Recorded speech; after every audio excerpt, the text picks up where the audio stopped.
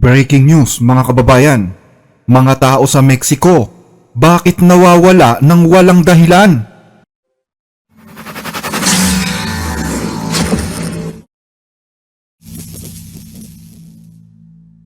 Ano sa palagay nyo ang gagawin ng isang leader ng bansa kung nawawala ang 1% ng populasyon ng kanyang mga mamamayan? Isa sa mga opsyon ay ang pagdedeklara ng national emergency. Pwede niyang pakilusin ang militar o kaya'y maglunsad ng isang seryosong operasyon para hanapin ang mga nawawala. Pero ni isa sa mga ito ay walang ginagawa ang pamahalaan ng Mexico. 1% of its people are missing, 1% of the population. That's more than 130,000 men, women and children. They have not been displaced, they have not emigrated, they have simply disappeared. In the last 10 years, disappearances in Mexico have surged by more than 200%. Two presidents tried to stop it, both failed. Isa sa bawat 100 mamamayan sa bansang Mexico ang nawawala. Ibig sabihin, 130,000 na mga lalaki, babae at mga bata ang nawawala na sa Mexico. Hindi sila nag-migrate, hindi sila namatay sa sakit o kung anuman. Basta na lang silang naglalahong parang bula. Sa nakalipas na 10 taon, ang bilang ng mga nawawala sa Mexico ay tumaas na sa mahigit 200%. At kapag ganito, dapat ay nagpapatupad na ng national emergency ang Pangulo. 2 presidente ng bansa ang nangahas na resolbahin ang misteryong ito pero nabigo sila. Ang bansang Mexico ay may 130 milyon na populasyon. At mahigit 130,000 sa mga ito ang naglahong parang bula at hanggang ngayon ay wala pang matibay na sagot tungkol sa kanila. Ayon sa mga eksperto, nagsimula ang lahat noong taong 2000 kung saan isang malawakang kampanya laban sa mga kartel ang inilunsad ng pamahalaan. Nagdeploy ng mga sundalo at nagdeklara ng digmaan laban sa mga organisadong crime group. Pero sa halip na bumaba ang karahasan sa bansa, lalo pa itong tumaas at hindi na bumalik sa dati hanggang sa punto na hindi na kayang kontrolin ng gobyerno. Sa pagdaan ng mga panahon, hindi na nga nakontrol ng gobyerno ang paglaki ng mga sindikato at criminal groups sa iba't ibang bahagi ng Mexico. Hindi na lang droga ang kanilang pinapasok. Lumawak na din pati aktibidad nila. Forced recruitment, pagbebenta ng mga human organ, sex trafficking at human smuggling. Lahat yan ay pinasok na rin ng mga grupong ito. At ito ang hinihinalang dahilan kung bakit daan-daang libong mga tao ang nawawala sa bansa. Hindi na makasabay ang gobyerno sa mga kartel. Habang lumalawak ang teritoryo at merkado ng mga kartel na ito, patuloy namang tumataas ang bilang ng mga nawawala.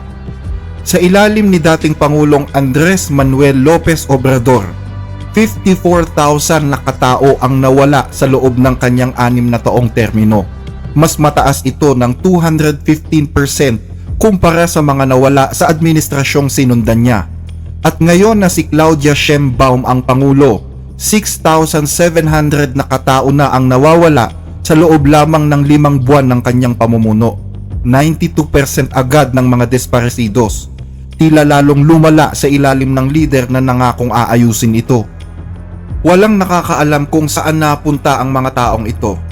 Pero malakas ang paniniwala ng lahat na alam ng mga kartel kung nasaan sila. Isang maliwanag na umaga noong Agosto 2022 nang dukutin si Angel Montenegro, isang 31 anyos na construction worker. Magdamag siyang nakikipag-inuman sa mga katrabaho sa lungsod ng Cuautla. At nang matapos ang kanilang inuman, naghintay na siya ng bus pauwi sa kalapit na bayan ng Cuernavaca kung saan siya nakatira. Bandang 10:00 ng umaga, may isang puting van na huminto sa harapan niya. Ilang lalaki ang bumaba at pilit siyang isinakay kasama ang isa niyang katrabaho bago mabilis na umalis. Pinalaya ang katrabaho niya makalipas ang ilang daang metro, pero si Montenegro ay hindi pinakawalan. Nang mabalitaan ng kanyang ina na si Patricia Garcia ang nangyari, agad siyang nagtungo sa Cuautla kasama ang asawa at kapatid ni Montenegro at ilang mga kapitbahay din. Pagdating nila sa hintuan ng bus, ang natagpuan lamang nila ay ang sombrero at isang sapatos ng biktima. Maghapon silang naghanap ng anumang bakas pero wala silang nakuha. Kinagabihan, doon na nga nagsimula ang matinding desperasyon ng ina. 3 taon na ngayon ang nakakaraan pero wala pa ring balita kay Montenegro. Isa si Montenegro sa mahigit 130,000 katao na itinuturing na nawawala ngayon sa Mexico. Naniniwala ang mga eksperto na may 3 posibleng bagay na ginagawa ang mga kartel para tuluyang mabura ang krimen at ang mga ebidensya. Inililibing ang mga bangkay sa lugar na hindi halatang hinukay, o kaya ay sinusunog ang mga ito hanggang sa maging abo, o minsan naman ay tinutunaw ng asido. Batay sa datos, noong 2018 ay may 7,687 na nawawala. Noong 2019, 8,804 ang nawawala at noong 2022, 6,822.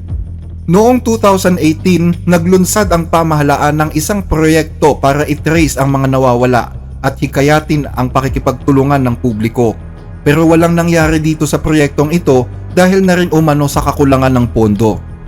Noon namang 2024 bago umupo si Pangulong Sheinbaum, sinubukan ni dating Pangulong Andres Manuel Lopez Obrador na bawasan ang kabuang bilang ng mga nawawala sa 12,377 lamang daw, kaya't umani siya ng napakatinding pagbatikos mula sa taong bayan. Isang pahayagan naman ang nagtanong sa kasalukuyang Pangulo ng Mexico tungkol sa isyong ito, pero tila binaliwala niya ang tanong at sinabing hintayin na lang daw ang ilalabas na ulat. Mayroon naman daw ginagawang investigasyon ang mga otoridad, pero madalas ay walang nangyayari, lalo na kapag nabahira na ito ng korupsyon at kakulangan ng kakayanan. Sa katunayan, ayon sa United Nations noong 2022, 96% ng mga krimen sa Mexico ang hindi na nalutas. Dahil dito, napipilitan tuloy ang ilang mga pamilya na sila na lang ang maghanap sa kanilang mga kamag-anak. May ilang mga grupo sa Mexico na linggo-linggong nagsasagawa ng mga paghuhukay sa mga lugar na pinaghihinalaang may nakabaong bangkay. Gumagamit sila ng metal rod para salatin ang lupa. Noong buwan ng November 2022, hinukay nila ang isang bukirin sa labas ng bayan ng Cuautla kung saan sinasabing huling tumunog ang cellphone ni Montenegro. At gulat ang lahat dahil 6 na bangkay ang nahukay nila sa nasabing lugar. Pero sa kasamaang palad, wala doon ang bangkay ni Montenegro. Makalipas ang 4 na buwan, binalikan ng grupo ang lugar at 5 bangkay pa ang natagpuan nila. Pero wala pa rin ang kay Montenegro. Isa pa sa mga tinulungan ng grupo ay si Ginang Guadalupe Aranas. 4 na taon nang nawawala ang kanyang anak na si Raimundo at walang ideya kung buhay o patay na ito.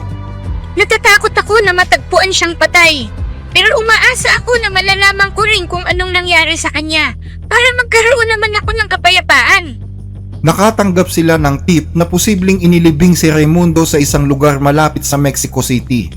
Ang kanilang team ay binubuo ng mga kamag-anak ng mga nawawala na umaasang matatagpuan nila isang araw ang katawan ng kanilang mga anak, kapatid, kaibigan o asawa. Sinusundot nila ng metal rod ang lupa, umaasang makakaamoy ng mga nabubulok na katawan. Pero hindi lamang nag-iisa ang ganitong grupo sa buong Mexico.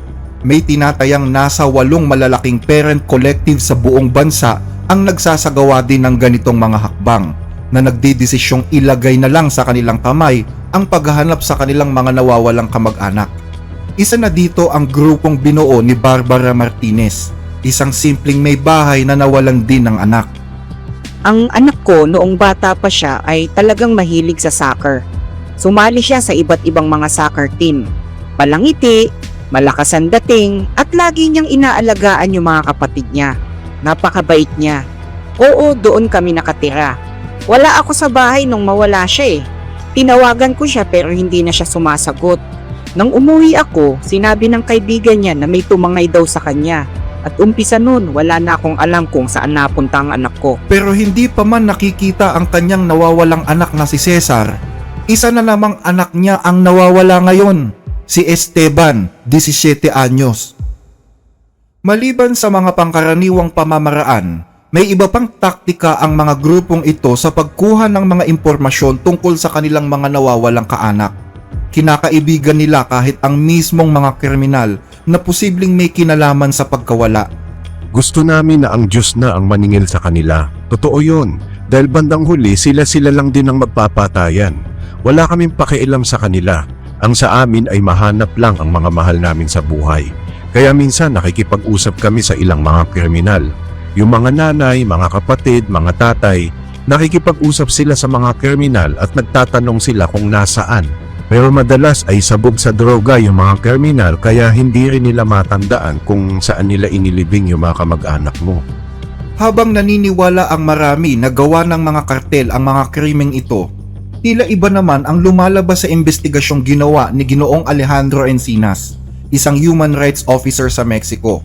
Sa kanyang pag-iimbestiga, ginamit niyang resources ang kaso ng 43 estudyanteng sabay-sabay na nawala noong 2014. Inakusahan ni Encinas ang Estado bilang isa sa mga direktang may kinalaman sa mga nawawalang estudyante.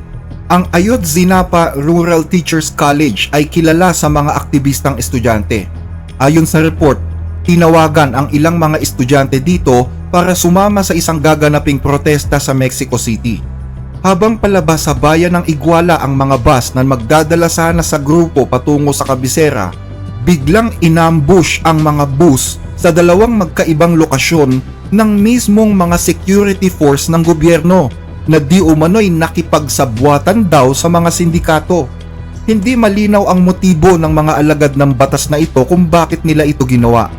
May isang teorya na nagsasabing meron daw kasing dalang droga o pera ang isa sa mga bus. Pero may mga nagsasabi na gusto lang patahimikin ng gobyerno ang mga aktivistang estudyante.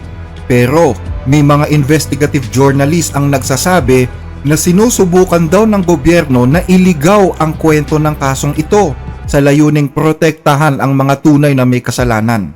Gayunman, ang pagkawala ng 43 estudyante ang naging daan naman para mabuksan ang maraming misteryo ng mga pagkawala sa bansa.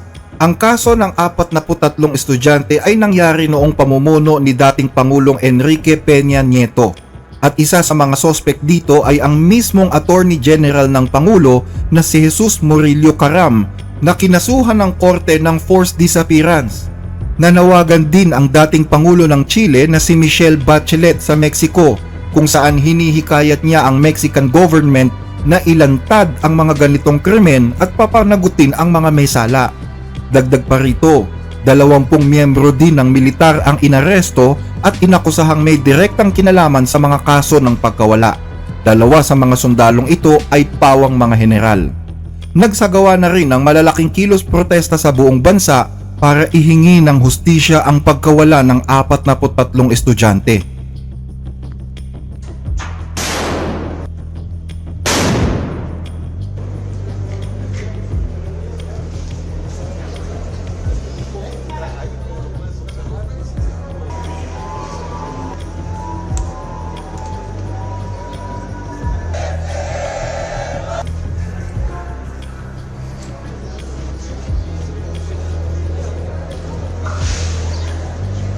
Dahil sa kaso ng mga estudyante ng Ayotzinapa Rural Teachers College, marami ang naniniwala na may kinalaman ang pamahalaan sa mga kaso ng pagkawala. Noon, ayaw pang maniwala ng federal court dito, pero kalaunan ay nakumbinsi sila. Halos wala ng tiwala ang mga tao sa gobyerno pagdating sa usaping ito dahil mismong ang mga kinauukulan pa ang umiiwas sa paggawa ng mga investigasyon. Ayaw magsampa ng kaso laban sa mga akusado at wala sa loob ang paghahanap sa mga biktima. Dahilan kung bakit mas nagiging malaya ngayon ang mga salarin dahil alam nilang walang magagawa ang gobyerno laban sa kanila. At ang mas nakakalungkot pa, sa madalas na pagkakataon, ang mga kamag-anak pa ng mga biktima ang bandang huli ay sinisisi ng gobyerno sa nangyari na para bang sila ang kriminal. Hinuhusgahan nila ang lahat ng mga nanay. Sabi nila, hindi kasi kayo marunong magpalaki ng mga anak. At ngayon nandito kayo para humingi ng tulong na hanapin sila. Na alam nyo namang wala namang mangyayari sa huli. Napakadami nilang tanong. Lahat na lang ng bagay tinatanong nila. Baka pwedeng humiling sa inyo ng like sa ating mga video, lalo na po kung nagugustuhan ninyo ang ating mga talakayan.